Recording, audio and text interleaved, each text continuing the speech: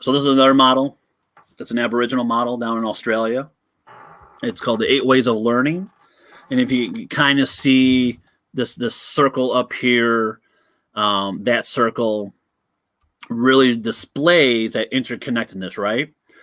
So the idea, this Aboriginal idea, is showing that there are 8 different ways of learning. There's not one way of learning, and as educators, we know this. Then not be carried out in practice with some educators, but as educators, we know this. We know people are not just visual learners, but there's auditory learners, learners who uses movements, athletics, things of that nature.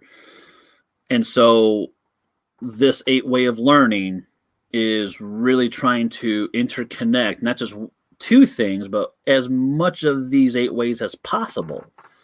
So it's about sharing stories. So it's listening to the other person about their story. It's about understanding who that person is. For all of us, we meet people, but we don't know them fully, right? So I remember this at Occupy meetings at the General Assembly, and I knew people. But after I get to listen, I actually fully listen to them, understand who they are, where they lived. I understood them better. It's like, oh, okay, I get it. I see where you're at. I understand why you feel this way. I understand where you're coming from now, and I can know them in that sense. So if we share those kind of stories, that will help provide a little bit better picture for us. And showing pictures.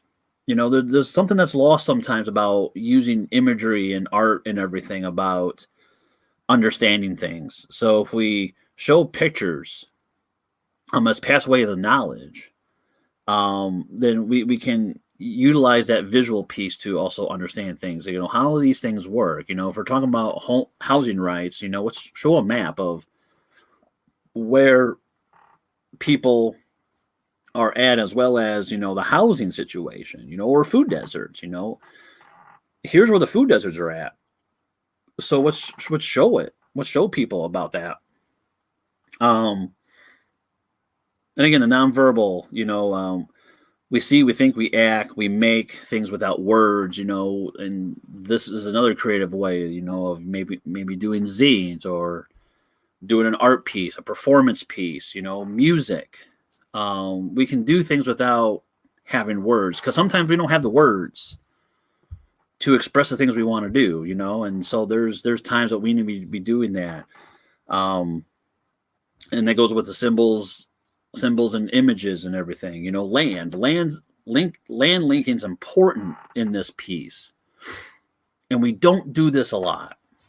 Also, is taking people out of a certain space and just learning about our local ecosystems as well as the land around us.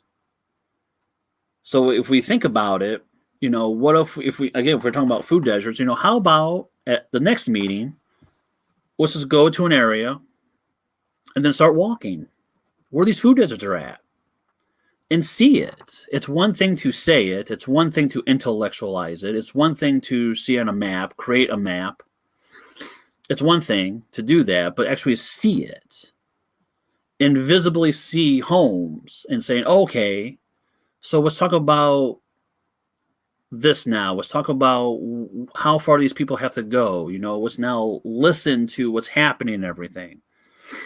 And then with all these ideas, thinking is not all linear. It's all this nonlinear thing. So taking all these nonlinear ideas and then pull them together and piece them together to figure out how that is becoming our knowledge, because that's how knowledge actually works, is this non-linear way of thinking.